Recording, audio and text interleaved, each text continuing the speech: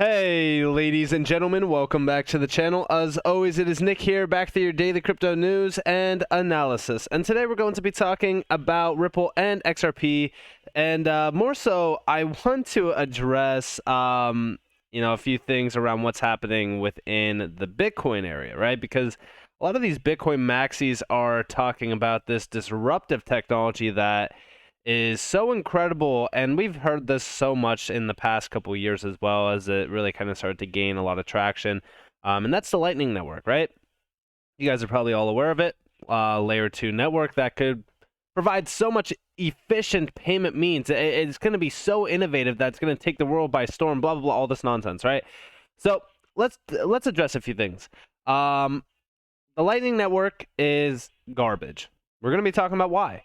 And we do see from Crypto Area, she's talking about these Bitcoin maxis like Caitlin Long, and why the Lightning Network is just not efficient, and why there's much better things within this area, not only on a biased area of like talking about XRP as well, but like there's so much better options in this space to make payments. And we do see, hello Caitlin Long, I saw you retweeted this tweet, don't you? There are many faster, cheaper, and more secure solutions to transfer value, such as stablecoins, fiat, crypto, not talking Ripple, all using XRP Ledger, which is truly decentralized. I don't get it. And we do see from Jack Mullers, this is a video real quick, it's about 33 seconds long, I'm going to play it here in a second, but we do see shopping in the local markets in Ghana. I spent US dollars. The seller received Ghanaian SETI via mobile money, instant cross-currency payments, just needed their phone number. Nobody has any idea what Lightning is. Listen closely to this video real quick, and then I will talk more so about what's happening around the Lightning Network and why this is actually not that big of a deal. 0542727 105. And it's MTN? Yeah, that's MTN.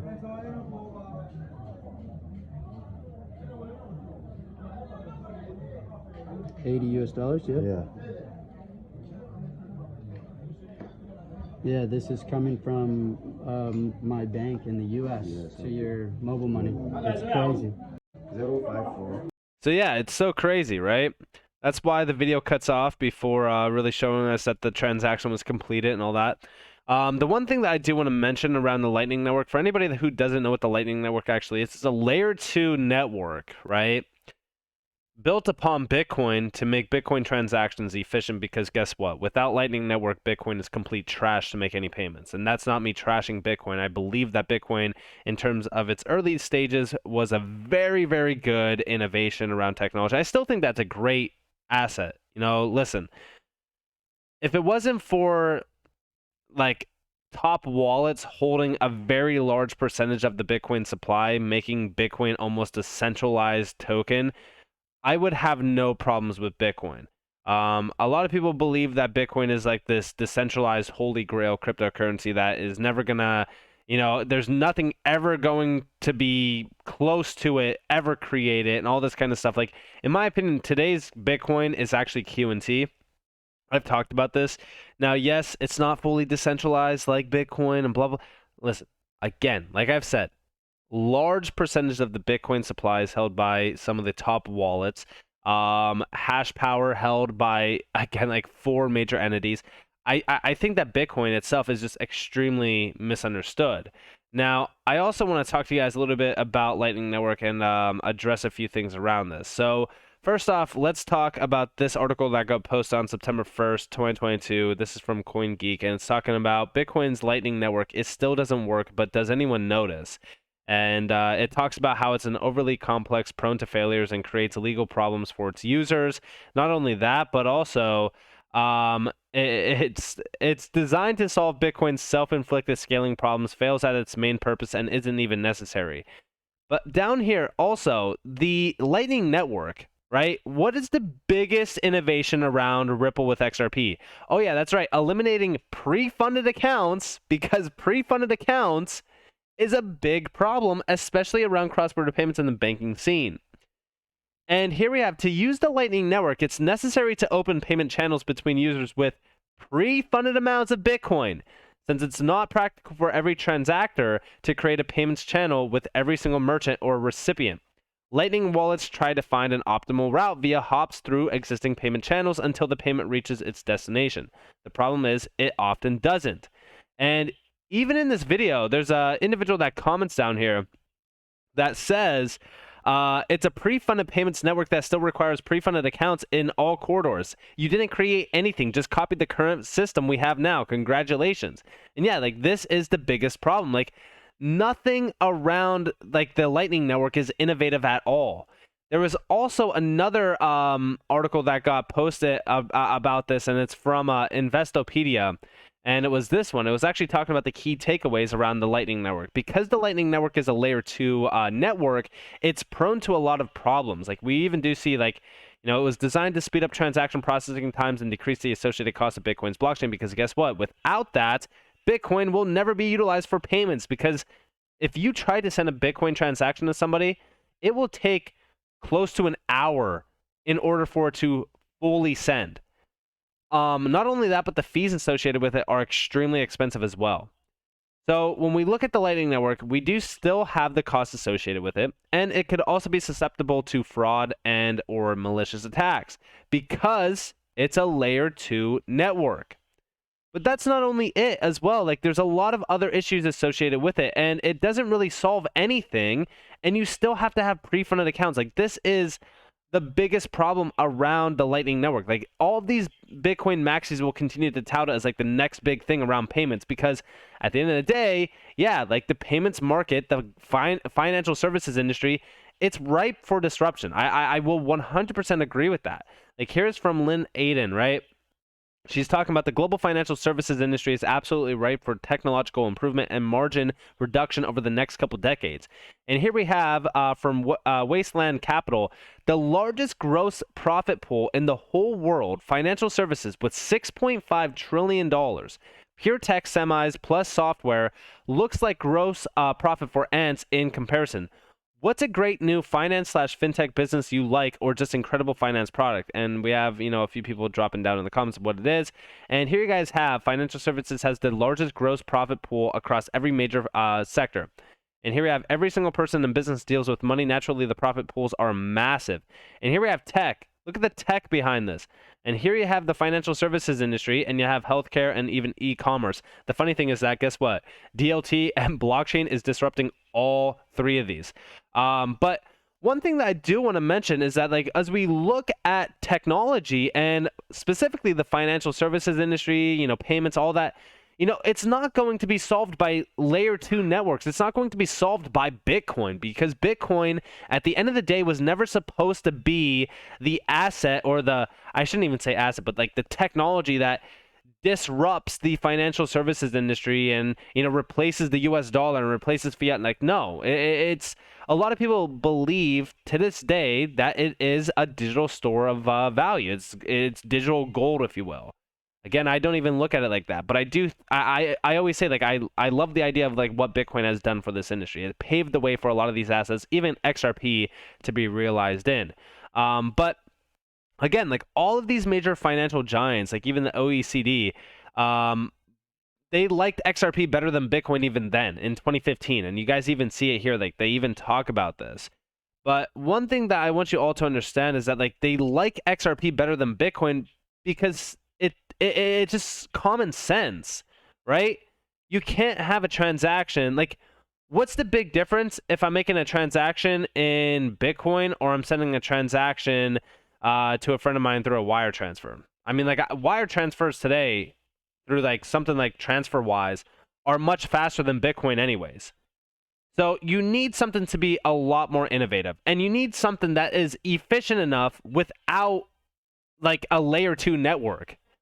And what is that? Well, it's XRP, the XRP Ledger. But you'll never see these Bitcoin maxis talk about that.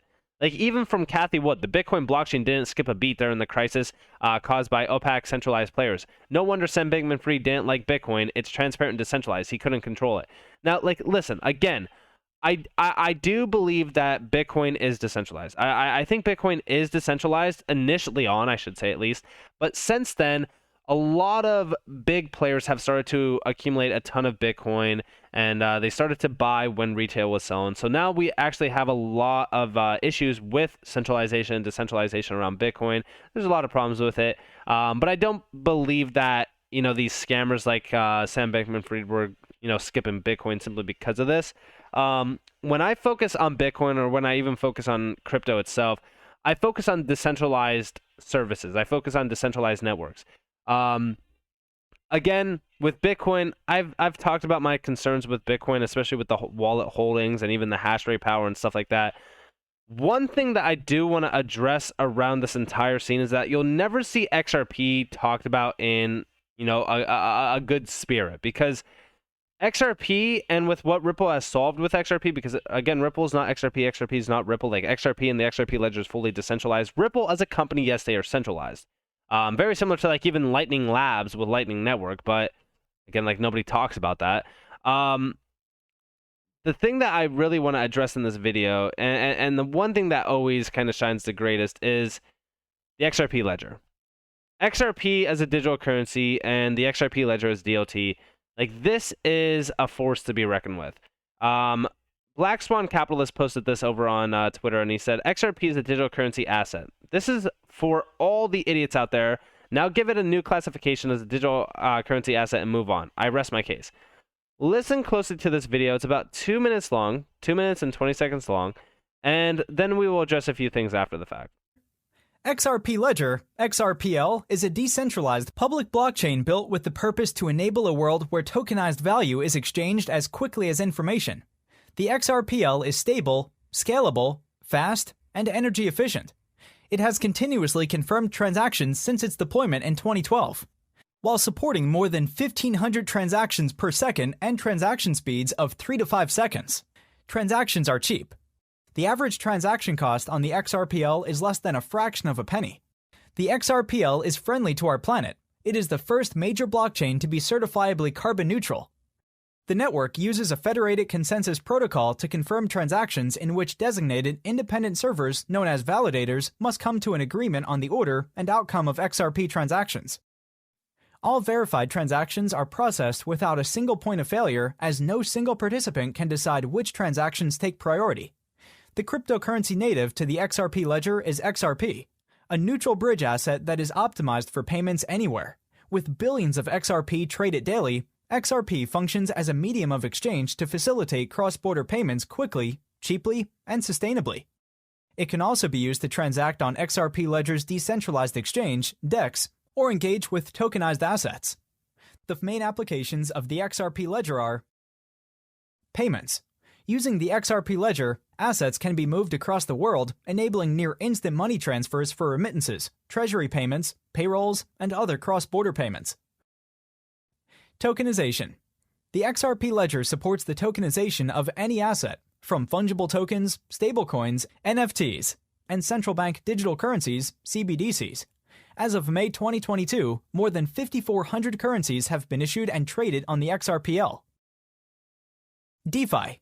Financial products and services can be accessed via XRP Ledger's DEX. The DEX is native to the protocol and uses a central limit order book model to trade digital assets. Users can access the DEX through a variety of order book interfaces to trade directly on the XRP Ledger. Thanks to its global developer community, the XRP Ledger's open source platform is suitable for C++, Java, JavaScript, and Python developers. And again, like, this is just like a quick breakdown of the XRP ledger. Like, the XRP ledger, you could see everything happening on the ledger itself. Like, here's the transactions, the average transactions per ledger. You can see the transactions per second. You could see the average, ledger interval, transaction fees, all of this, everything is so transparent on this. You can see the Explorer around the nodes, the validators, the upgrade status. Everything around this is so transparent. Like, you want to talk about true transparency. Here you guys have true transparency. And the crazy thing is that, like, this is powering so much more, use cases than just payments and transactions. You see the benefits of the entire thing. Like, it's fully decentralized. Like, this is 100% decentralized, proven reliability, extremely secure. And there's so much more happening around the XRP ledger. And again, this is not a comparison video. This is not talking about why XRP is so much superior than Bitcoin or anything like that. No. This is talking about why I believe that the Lightning Network is actually not innovative at all. It's complete trash, to be completely honest with you guys. Not only is it not a good fundamental upgrade, but I do think that's also something that is going to give people a bad look around what Bitcoin really is. Again, I truly love the idea of what Bitcoin initially was in its early days. But since then, I believe large players started to accumulate a ton of Bitcoin and start to kind of control it and manipulate it. And I've talked about this many times in the past. Like, you know, I think that Bitcoin initially on was such an incredible innovation, just very similar to anything around this space. Like, we have so many incredible opportunities around this space. And people are just blinded by these centralized tools and these innovations that aren't even innovations. Like the Lightning Network is one of the misconceptions around the entire crypto industry that people are looking at and trying to tout as like a great innovation simply to play into their biased agenda around what Bitcoin really is and why Bitcoin is supposed to be like this holy grail asset. This is why the maxi mentality is not a good look at all. And again, I'm not a maxi around XRP either. Like there's DLTs that are far more efficient than what the XRP Ledger is as well. Like we've talked about HBAR, right? Hedera.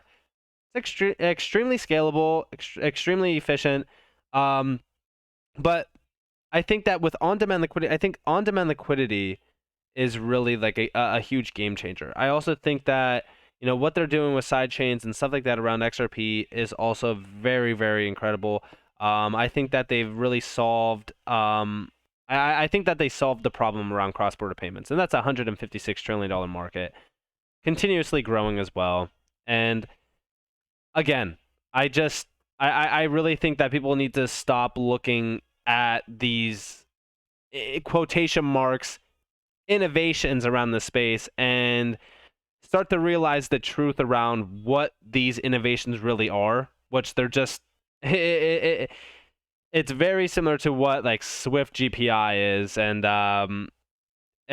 why like these innovations really are nothing to write home about. So with that being said, I hope that you guys enjoyed this video. If you guys did, definitely leave a like, subscribe to notifications on if you guys want more free content. You guys are more than welcome to follow me on Twitter and join the free Discord down in the description below. As always, up to you all. Have a beautiful day, beautiful night, wherever you guys are on this big world. This has been Nick. Peace out, guys.